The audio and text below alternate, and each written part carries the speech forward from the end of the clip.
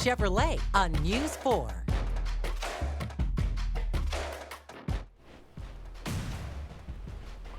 All right, good evening and welcome. He is Webb. I am Scott. It's been a long time since Summerville had to bounce back from a beating.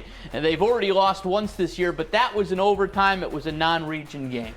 Losing by several scores to the guys down the block, Ashley Ridge, a different story.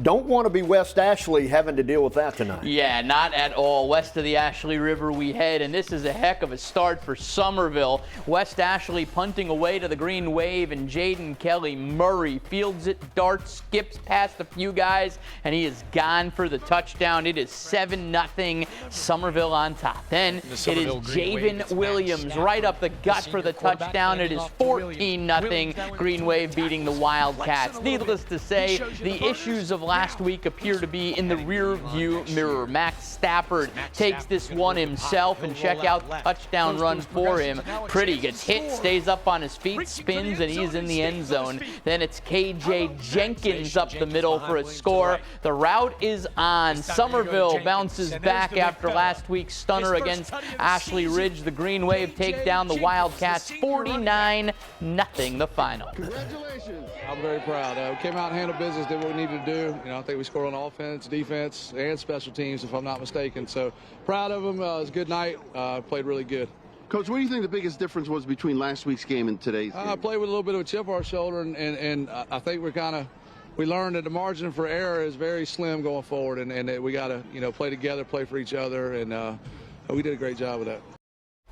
And boy, did Ashley Ridge turn some heads last week with that huge win over Summerville. James Island has turned heads all year. Their only loss to Summerville by a score in a rain and mud bowl. So needless to say, on a perfect night, a perfect setup for a game at the backyard between these two. And Trevor Kalish and company looking to spark the Foxes to another big win. A closely contested game, tied at 7 in the second quarter. James Island goes forward on 4th and inches. Ashley Ridge gets the stop but can't get the offense going. So the Trojans would get the ball back, and Connor Dantzler puts on a show in the final minute and a half of the half, scrambling and connecting here with Sam Crompton for the big gain inside Ashley Ridge territory. Then under 40 seconds in the half, it's Dantzler to James Hurto. Long touchdown, 14-7 Trojans at the half.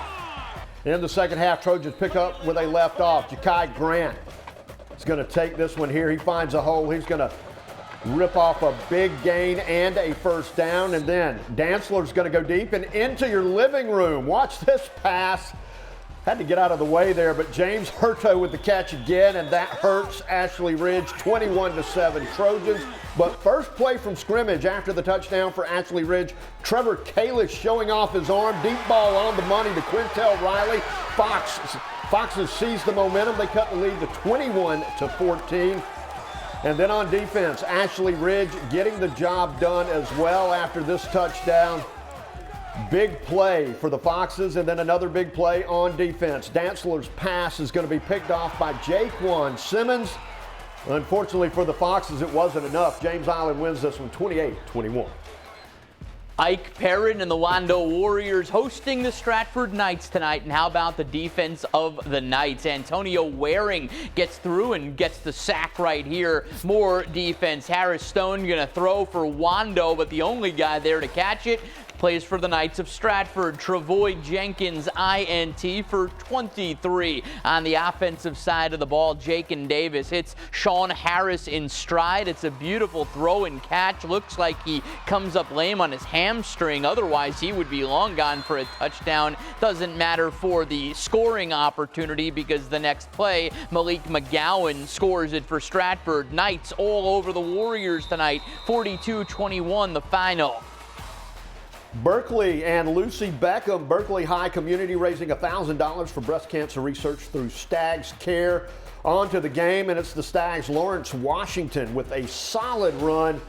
He's going to help the home team set up a score as Stags kicker Rylan Kerwin with the successful field goal, 3-0 Berkeley. Berkeley's D in action as well as Cam McHugh is going to pick up the fumble recovery as Berkeley blanks Beckham big. 35-0 is your final score, and some great alliteration there. Let's head over to Cane Bay. It's a halftime performance and the Cane Bay Color Guard honoring the men and women of our armed forces on the field. Second half, Cobra's Emmanuel Grulon with a deep run in Goose Creek territory. Few plays later, the Cobra's Tyler Myers pushes his way into the end zone. It's 35-0 Cane Bay on top. Short while later, Tyler Myers strikes again. Another short touchdown run. Cobra's a 42-0 lead over the Gators, and Cane Bay all over Goose Creek tonight. 42-7 is the final score. Well, tonight, a reminder of the best of times at Fort Dorchester High School. Look at that. Really cool. The 10-year reunion of their only state championship, and what a moment that was, led by that guy, DeCarrion Joyner, John Simpson, others beating Dorman at Williams-Brice Stadium. The band gets back together earlier in the day for that reunion celebration. I was honored to MC that event for Dorchester, taken to the field with plenty of energy. First play of the game, Lores Matthews takes the kickoff all the way back for a touchdown right here. But Stoll, remember Stoll, they have some explosiveness. How about Jeremy Jean somehow pushes his way through traffic into the end zone. The slugfest continues. Chrome Durant for Fort Dorchester scrambles out. That's a touchdown. And this is the wackiest final score of the year. Fort Dorchester wins it 76-51, the final score. Steve LaPrade and DeCarrion and Adonica Sanders, all the guys at that event, have to be happy with the win. The defense, I don't know. Were they playing hoops out there? I don't know. Like a hoop score there. Joe Wright just tweeted that the two hoops games they played this year were lower scoring than the football game. Wow. All right, we'll be back right after this.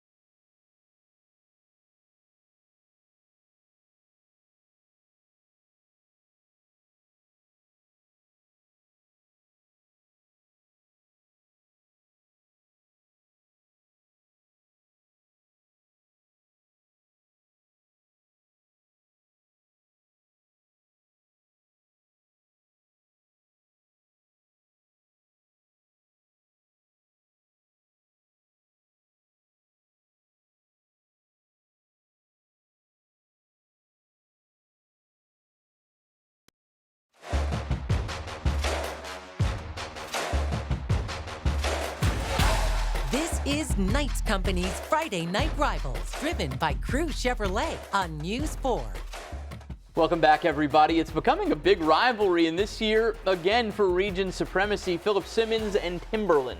If Timberland wins the game, they are the region champs. If Philip Simmons wins this one, they still have to beat Andrews next week for the region title.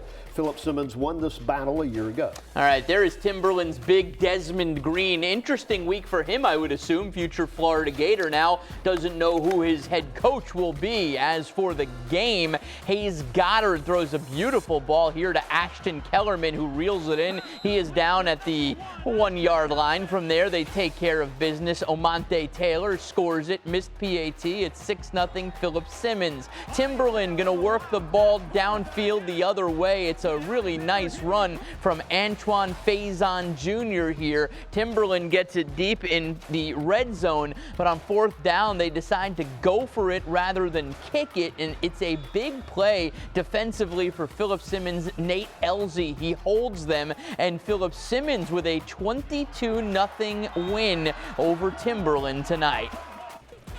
Hilton Head and Colleton County, as Colleton County takes the field.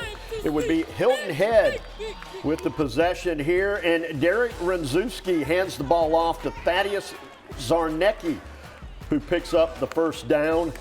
I know why you gave me this game now. Derek Renzewski gets a low snap, but forcing him to use his legs, but he picks up big yardage. Unfortunately, the next play, another low snap, but Colleton County is able to get the ball, but they would fumble on their first play. Next Hilton Head possession, Javen Risher, who punches it in for the touchdown. Colleton, however, would respond. Jaquel Jenkins is going to take this one right up the middle, finds daylight all the way to the end zone to tie the game. But from there, it's Hilton Head in a league of their own against Colleton in this one. Big win on the road, 46-14 is your final score.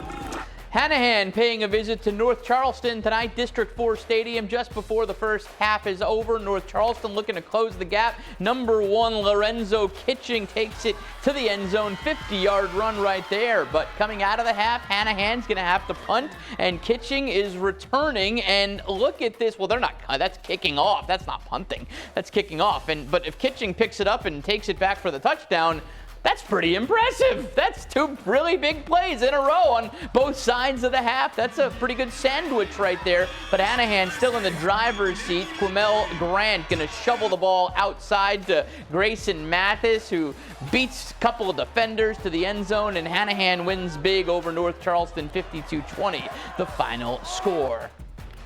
Bishop England making the trip down to Bluffton tonight, and it starts well for Bishop England.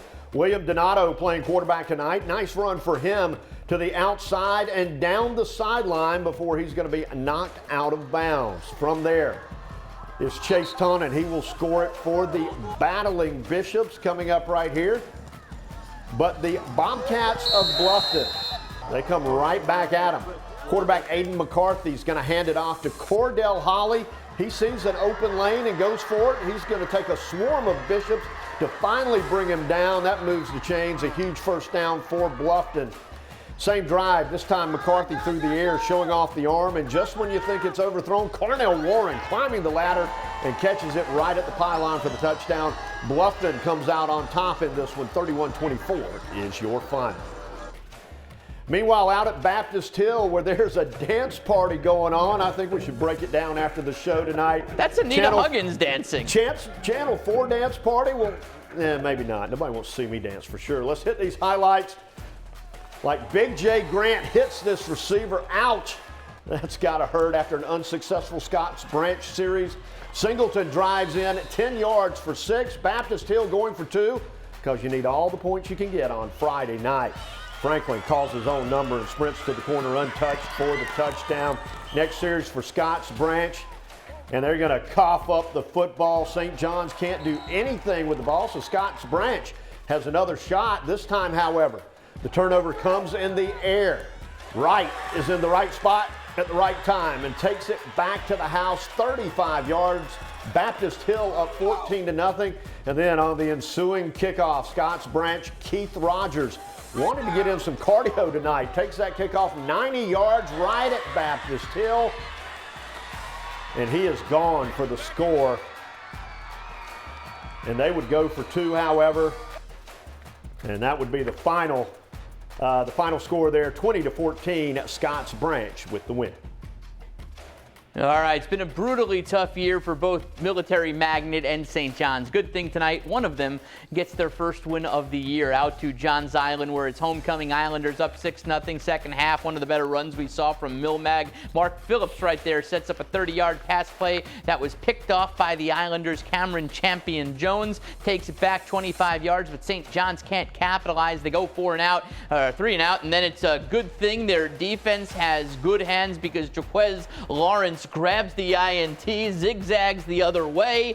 Whoops, there he goes. A couple blocks and nice run. And hey, the St. John's Islanders have a win. Look at that, 12-6 the final over Military Magnet. And we'll be back right after this.